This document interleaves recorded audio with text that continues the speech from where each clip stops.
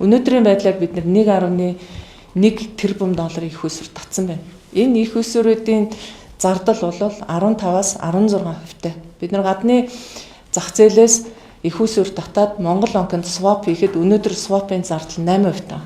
Тэгэхээр энэ 15-аас 16%-ийнх нь 8% нь бид нар гаднаас татсан долларыг төгрөг болгоход зориулж зарцуулж байна. Үлдсэн хувь буюу ерөөсө зардлын талын л Монгол банкны swap-ын зардал төлж байгаа.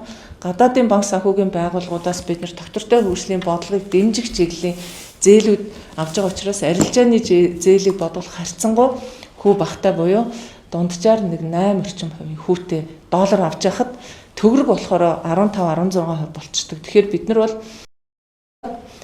зээл олгож байгаа. Манай үйл ажиллагааны зардал 6,000 ажилтнтай байна. Эдгээрийн цалингийн зардал нь нийлээ зээлийн хүнд шингэх хэмжээ бол 4% байна. Тэгэхээр 15% хүүтэй их усүр авчаад 4% үйл ажиллагааны зардалтай гээд 19%-тай л болж байгаа гэсэн. Тэгээ бид нар тэтгэврийн зээл дээр бол ямар ч марж байхгүй. Нэгдүгээр.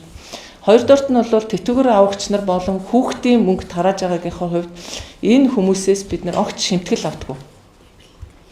Тийм болохоор зэрэг энийг бүр дахиад хүүгээ буруулаач гэвэл бас асуудалтай л байна. Нэг бол гаднаас татсан их усүрийн swap-ын зардлыг бууруулахад дэмжлэг үзүүлвэл тэр үзүүлсэн дэмжлэгийг яг тэр хуваар нь хүүг бууруулах боломжтой. Эсвэл хүүний татаас өөх, эсвэл баг хүүтэй их усүр байршуулах ийм боломжтой байна.